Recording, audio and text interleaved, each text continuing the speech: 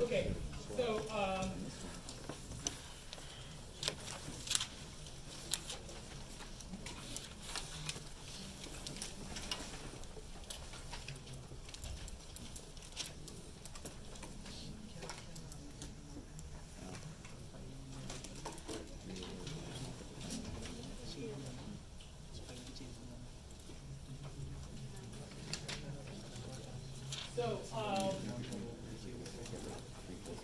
we were talking about principles of secure system design.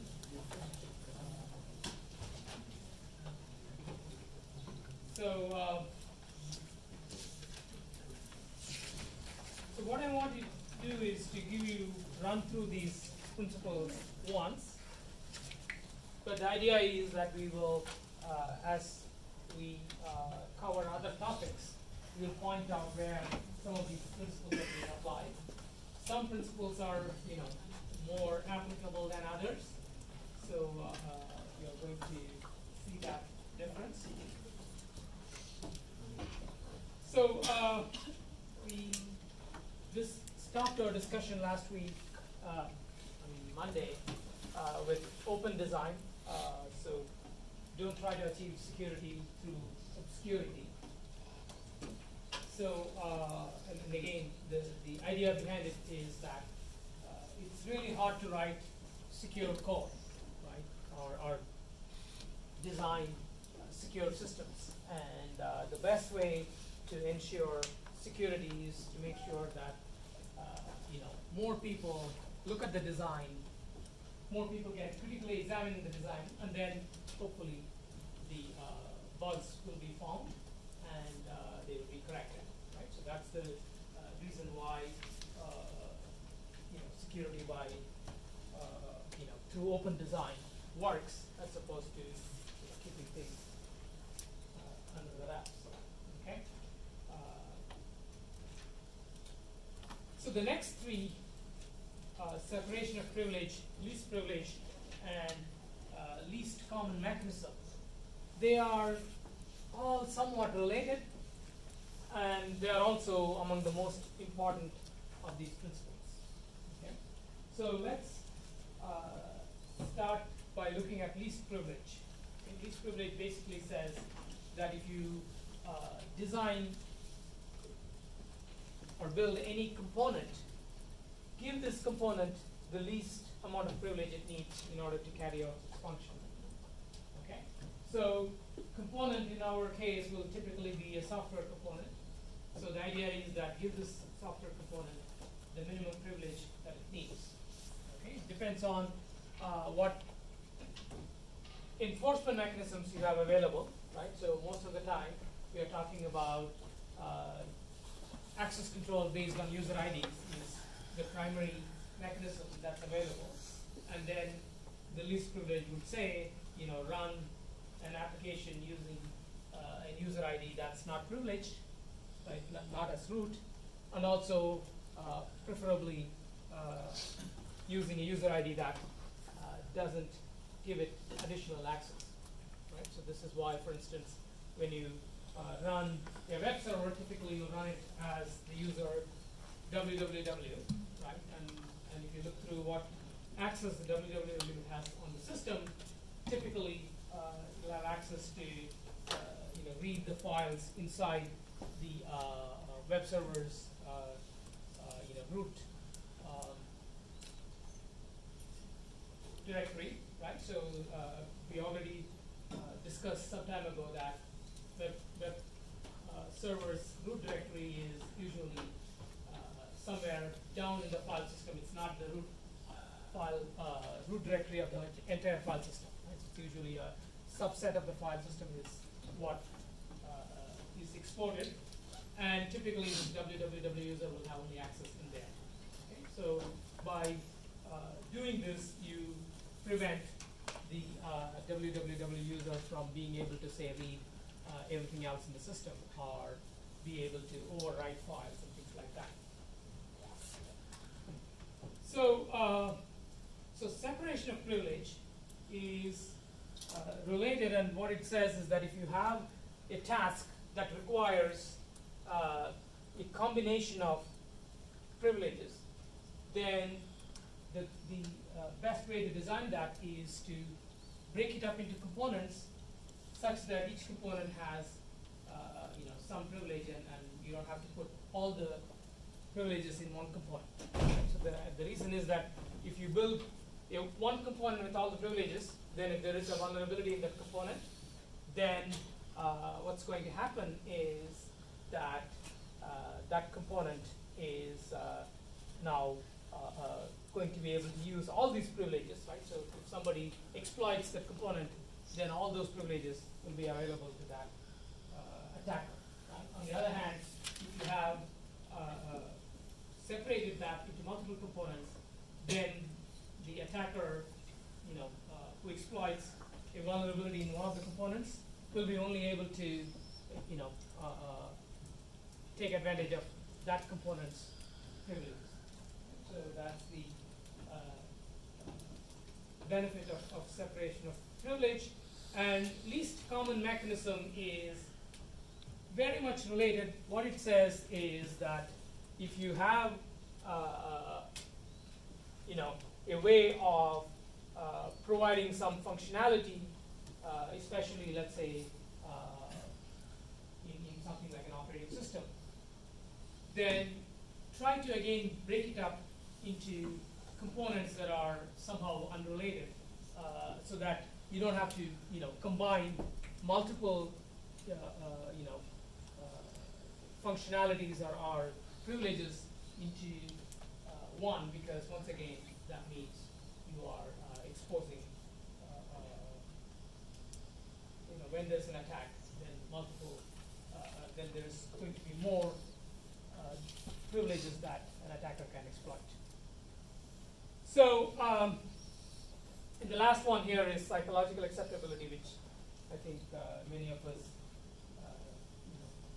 are very familiar with, right? So how many people here haven't seen onerous password requirements, right? So each site has a different set of rules for creating passwords, and it drives us all nuts, right? So how many people here use password managers? That's about half of them. How many people don't use password managers? I guess there are quite a few. Why is it that you don't use password managers?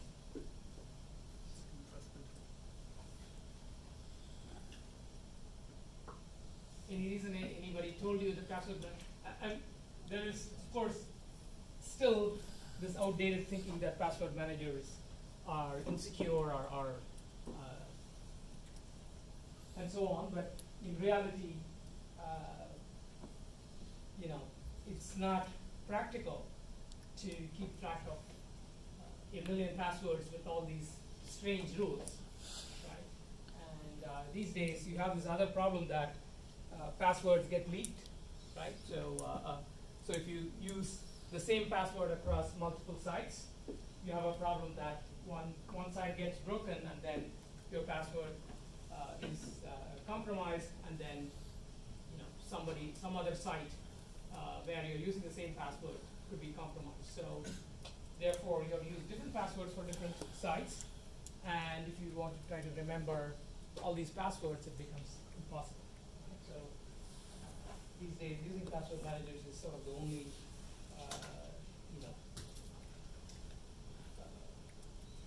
everything else seems impractical.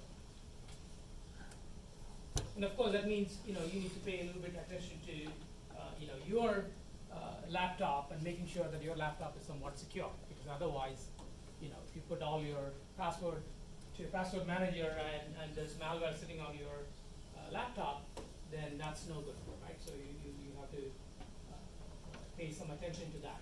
But as a practical matter, it's much easier to keep one thing secure than to try to remember a million passwords. So that paper where all these principles were enumerated also talks about a couple of other principles which the paper is not so sure about. And So these are work factor and compromise recording. Okay. So work factor says that sometimes it may not be possible to design mechanisms that the attacker cannot get around. So instead of trying to make certain things impossible,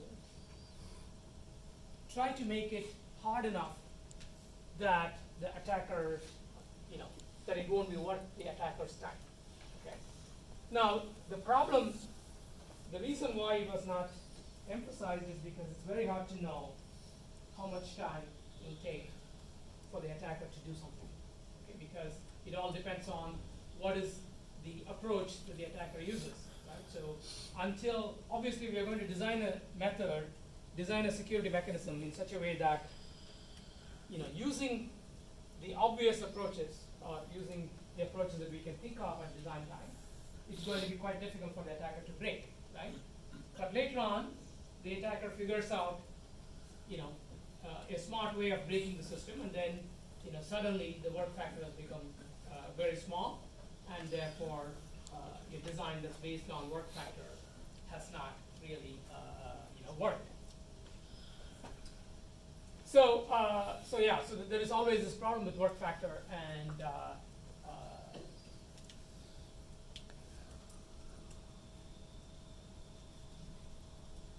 that doesn't mean that we can, always design, mechanisms, security mechanisms that give you any kind of hard guarantees. But the point is that we should be aware of the pitfall in sort of saying, oh, it's too hard for the attacker won't try. Right? So that's something that people have made this statement about pretty much every mechanism that's out there, and they've been proven wrong again and again. Right? And so we have to be very careful. The second thing is about compromised recording, which is actually a very important point, and even though they were not very sure that this is whether this should be recommended, it is certainly something that is quite important, right? Because if there isn't some kind of auditing, right? Auditing meaning some way of logging what's going on in the system. So that means nobody will be monitoring the system, and therefore that encourages attackers to freely attack the system. On the other hand, if you have some auditing going on, then that allows the attacks to be investigated after the fact. The reason why they are not sure is because, well, how do you make sure that the integrity of the audit records could be ensured, right? So it's fast, if the attacker breaks into the system, they can, basically delete the audit trail. And all the logs can be deleted, and therefore the whole point of maintaining the logs seems, pointless. Okay, but this is not, in the 1970s, this might have been a hard problem to solve, but today it's not at all a hard problem to solve, because you can always, log to a dedicated device on the network, right? And this device, may, for instance, not allow any overwriting of data, right? So so think of write once type of storage, right?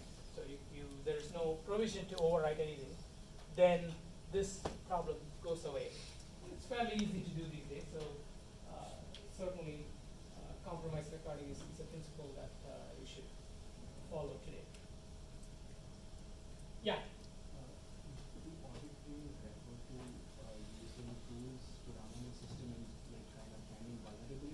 No. Auditing has nothing to do with finding vulnerabilities. It's about recording information about what is going on in the system. Right? So you can think of your syslog as some form of auditing.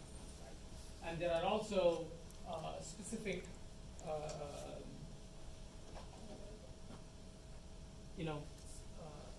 applications or services that can provide a much more detailed recording of what goes on in the what are all the system calls that were ever executed, or what are all the files that were ever opened, right? So, so any log file, you can think of it as being part of an auditing system. Okay, so that's, so far we have been talking about vulnerabilities in software and the common types of vulnerabilities and how to mitigate them. And this principles basically talks about how you can design. The principles are generally applicable not just to software, but we interpret it mainly in the context of software because that's pretty much all we do. So, so these principles are telling you how to build software that does not have vulnerabilities, or if there are vulnerabilities, the impact of exploitation is somehow reduced. Right? So that's the idea. So now, instead of talking about vulnerabilities, we are going to talk about malicious code. Right? So, so if you think about what we have been saying so far, it's pretty much about before the attacker, has a successful exploit.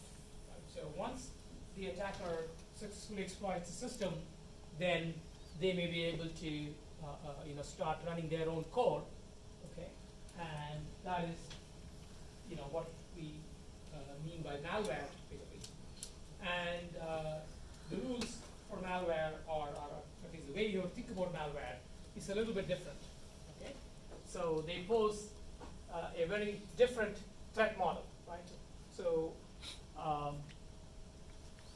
when you talk about vulnerable code, you're talking about a weak adversary, right? So an adversary who still does not have, typically an adversary who has, who is the only ability that the adversary has is they can send data to some service running on this system, right? So they don't have any local access. They are coming in, all they can do is to send data, right? So that doesn't give them a whole lot of control, right? So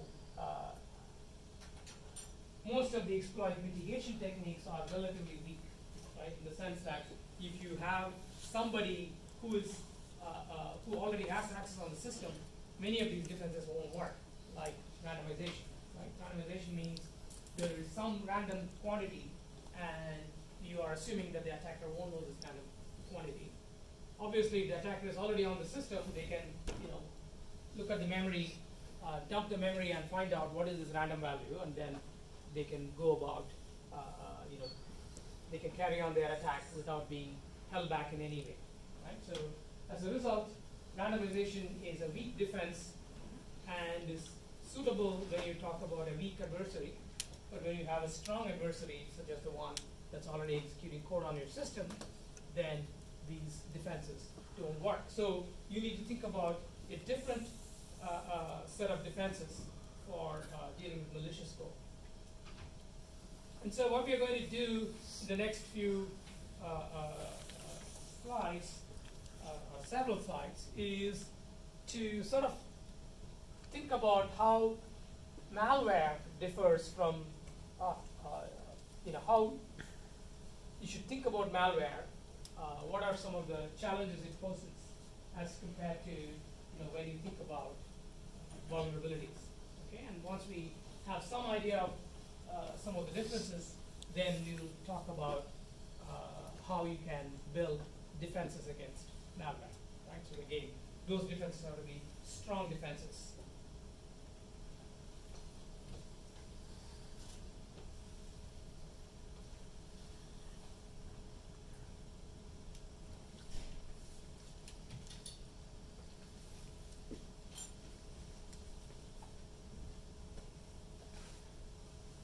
So I'm